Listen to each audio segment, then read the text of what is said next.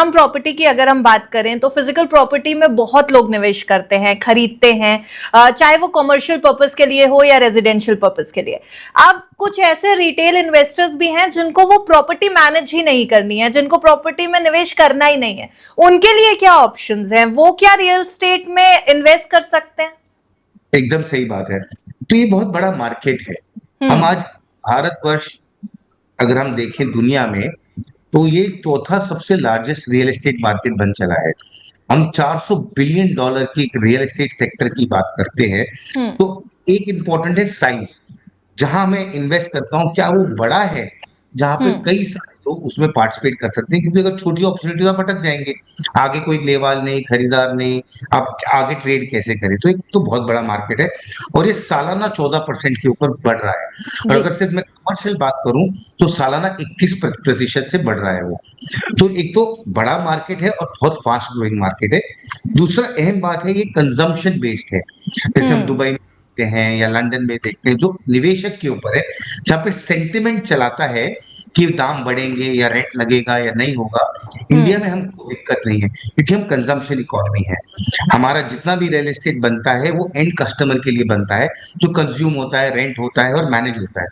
तो आज इसी को चलते हुए आज जो एक फ्रेमवर्क हमारे पास आए हैं वो करीब 5 अलग अलग तरीके से हैं। जी। पहली बात, जैसे हम चलते हैं तो हम एआई फंड चलाते हैं। हम क्या करते हैं, हम जो प्रॉपर्टी से उभरता हुआ जो रिटर्न है, सालाना 20%, 25%, 30%, वो हम निकाल के साल डेढ़ 2 साल में उसको रिटर्न करके वो पैसे को चर्न करते रहते हैं। तो जो बड़े इन्वेस्टर्स हैं, क्योंकि सभी कहते हैं 1 करोड़ मिनिमम इन्वेस्टमेंट है, उनके लिए बहुत ही आज एक उम्दा ऑप्शन ये बन गया है, जहां सालाना 25-30% रिटर्न कमा के एग्जिट करते रह सकते हैं। तो एक वो है which is alternate investment fund, जी। जो सबसे बढ़ता हुआ एसेट क्लास है। देखा जाए तो आज करीब ये 40 लाख करोड़ का एसेट क्लास बन चुका है और म्यूचुअल फंड के तरफ जाता हुआ दिखता है, पर ये एचएनआई इन्वेस्टर्स के लिए है। दूसरा एसेट क्लास है जहां हमने देखा कि टॉप 5, टॉप 10, टॉप 20 डेवलपर्स हैं, वो लिस्ट हो चुके हैं और उनकी ग्रोथ बढ़ती जा रही है। हम देखते हैं मुंबई में बैंगलोर से बड़े डेवलपर्स आ गए हैं, दिल्ली से बड़े डेवलपर्स आ गए हैं, मुंबई के कई डेवलपर्स पुणे और अन्य शहरों में चले, तो ये नेशनलाइज फुटप्रिंट बन रहा है। तो जो ये डेवलपर्स का जो ग्रोथ है, वो एक बहुत ही एक नया दौर पे है और ये सालाना 20, 25, 30, 40% ग्रो होते रहेंगे, क्योंकि ये कंसोलिडेशन फेज है, इंस्टीट्यूशनलाइजेशन फेज है। तो इन डेवलपर्स के स्टॉक प्राइसेस जो है वो चढ़ते रहेंगे, ग्रो होते रहेंगे, प्रॉफिटेबिलिटी बरकरार रहेगी। तो एक सेकंड है कि हम रियल एस्टेट को इन डेवलपर्स के थ्रू खेलें। तीसरा तीसरा मंसूबा हो सकता है रीट्स। हमने जी। देखा साल पहले रीट्स का आगमन हुआ और एक बहुत बड़ी धनराशि लगी है रीट्स में।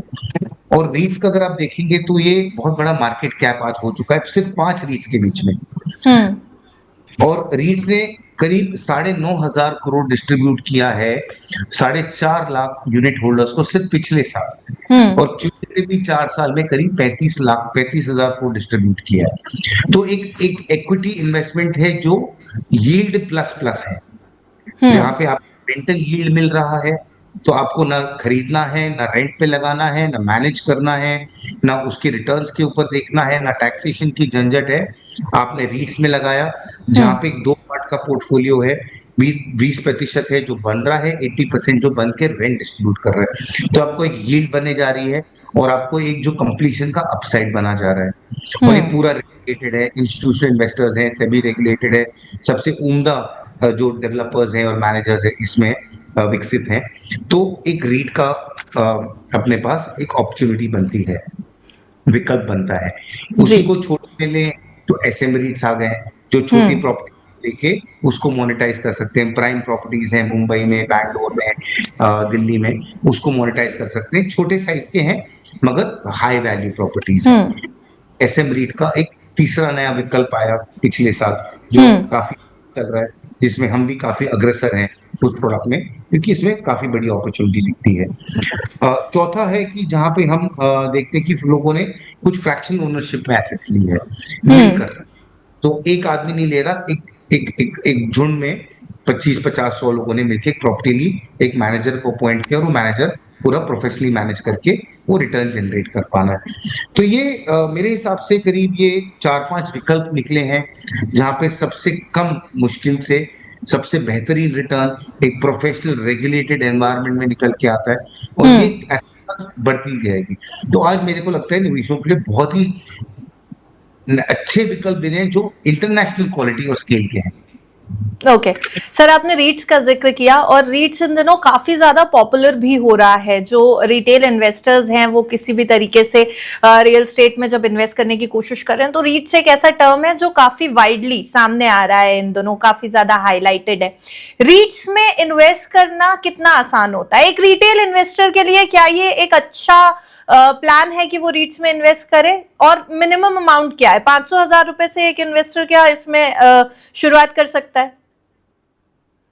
सही बताया आपने। जैसे मैं बता रहा था, एक बहुत बहुत ही बेहतरीन विकल्प निकला है एक एक मिड इनकम इन्वेस्टर के लिए कि वो इनकम प्लस जनरेट कर सके।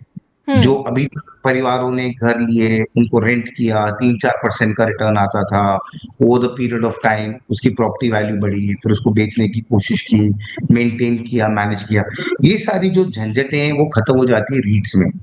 और क्योंकि अब सेबी ने उसको रिटेल कर दिया है, तो उसमें कोई मिनिमम थ्रेशोल्ड नहीं रहा। आप एक यूनिट खरीद सकते हैं 100 से 400 रुपए में। एक एंट्री पॉइंट बहुत कम कर दिया है, और ये ट्रेडेबल इक्विटी है। जैसे आप कोई भी स्टॉक प्राइस या स्टॉक मार्केट में आप कोई भी शेयर खरीदते हैं, जी। उस तरीके से आप अपने डीमैट के थ्रू एक रीट का यूनिट खरीद सकते हैं, जहां आपको एक एक्सपीरियंस मिलता है कि रीट चलता कैसे है। हम्म। 4-5 हजार रुपए में कोई बड़ी धनराशि इकट्ठा नहीं हो पाएगी, क्योंकि आपको 7-8-9% का उस पर रिटर्न जनरेट होगा, कुछ कैपिटल गेन्स उसमें डिस्ट्रीब्यूट होंगे, कुछ इनकम डिस्ट्रीब्यूट होगा, तो क्यूमुलेटिवली कुछ सालों में मिला के आपको शायद 13-14% का एनुअलाइज रिटर्न बन पाएगा as a sum of distribution. मगर उसके लिए आपको अगर बड़ा रुपया कमाना है तो बड़ा रुपया लगाना पड़ेगा, क्योंकि ये 4 गुना, 5 गुना, 10 गुना होती हुई चीज नहीं है कि जी। मैंने 1 करोड़ में प्रॉपर्टी ली, 5 करोड़ में बेची, 5 गुना हो गया। ये एक इनकम प्लस है, जहां पे मुझे रेंट आ रहा है, मुझे अपसाइड आ रहा है, मुझे कैपिटल गेन्स मिल रहा है, तो एक स्टेडी इक्विटी इनफ्लो का अच्छा मॉडल बनता है। और क्योंकि अब उसमें हमको जो लॉन्ग टर्म कैपिटल गेन्स का जो एग्जेम्पशन है वो इस फाइनेंस बिल में अलाउ किया है, तो उतना 1.5 लाख तक का अपना कैपिटल गेन्स भी बचता है जब भी सेल होता है। तो from a tax efficiency perspective ये बहुत ही एफिशिएंट प्रोडक्ट है, जहाँ पे कोई अपने को इन्वेस्टमेंट की हेडेक नहीं है, इजी इन्वेस्टमेंट है, इजी एग्जिट है, हाई ट्रेडिंग वॉल्यूम्स हैं, रिटेल इन्वेस्टर उसमें आ सकता है, उसको एक्सपीरियंस कर सकता है, और बहुत ही प्रोफेशनली मैनेज है। बिकॉज दुनिया के सबसे दिग्गज investors, mutual funds, endowment funds और जो बड़े बड़े ग्लोबल इन्वेस्टर्स है, इन्होंने इंडिया में इसमें पैसा लगा रखा है। इंडियन म्यूचुअल फंड इंडस्ट्री ने इसमें पैसा रखा है, इंडियन इंश्योरेंस इंडस्ट्री में इसमें पैसा लगा रखा है भारत सरकार के अप्रूवल के बाद। तो ये इंस्टीट्यूशनल एसेट क्लास बन जाता है, जहाँ पे गवर्नेंस हाई है, डिस्ट्रीब्यूशन अच्छा है, एसेट क्वालिटी ठीक है। तो मेरे हिसाब से रीट एक बहुत ही अच्छा एंट्री पॉइंट है लोगों को एक्सपीरियंस करने के लिए, जहाँ पे कैपिटल प्लस प्लस का अपने को मॉडल मिलता है। खैर, हर निवेश इन्वेस्टमेंट में रिस्क होता ही है, इक्विटी में भी होता है, चाहे आप कितनी बड़ी दिग्गज कंपनी में आप इन्वेस्ट कर लें, उसमें कहीं ना कहीं रिस्क फैक्टर होगा ही। तो जी। प्रॉपर्टी खाली कुछ समय, जैसे हमने यूएस और यूरोप मार्केट्स में देखा कि ऑफिसेस कोविड के बाद पूरे पूरे खाली हो चले, वैकेंसी रिस्क बड़ा हो सकता है, मगर खर्चे लगे हुए हैं मैनेजमेंट की, ऑपरेशंस के, तो कुछ ऐसे अनफोर्सीन या अनयूजुअल रिस्क होते हैं हर एसेट में।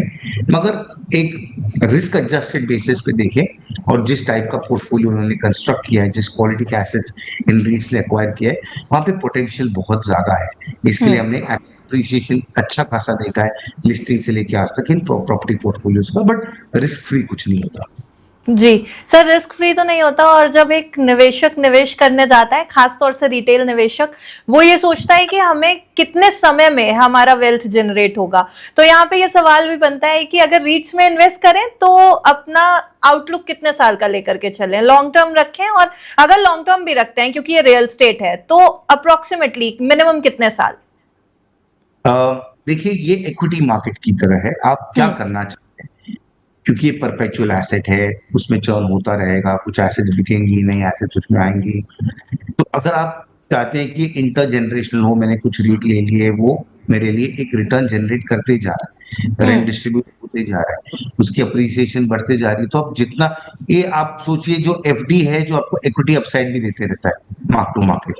अब आप कितने समय तक रखना चाहते हैं वो डेफिनेटली आपकी चॉइस है, मगर मेरे हिसाब से 3 से 5 साल एक रीजनेबल दौर होता है जो आप एक्सपीरियंस करते हैं एक साइकिल को। बिकॉज जो नया इन्वेस्टमेंट आ रहा है, जो नई प्रॉपर्टी उसमें इंडक्ट हो रही है, वो प्रॉपर्टी आती है, स्टेबलाइज होती है, उसका अपसाइड आता है, तो 3 से 5 साल का साइकिल हो जाता है जहां पे आप एक अपसाइड का साइकिल देखते हैं रीट में। तो आप उतने पीरियड तक तो मेंटेन करें उसको, लंबे हम्म अरसे कर सकते हैं, बिकॉज बहुत उम्दा रीट्स आ रहे हैं और आ चुके हैं।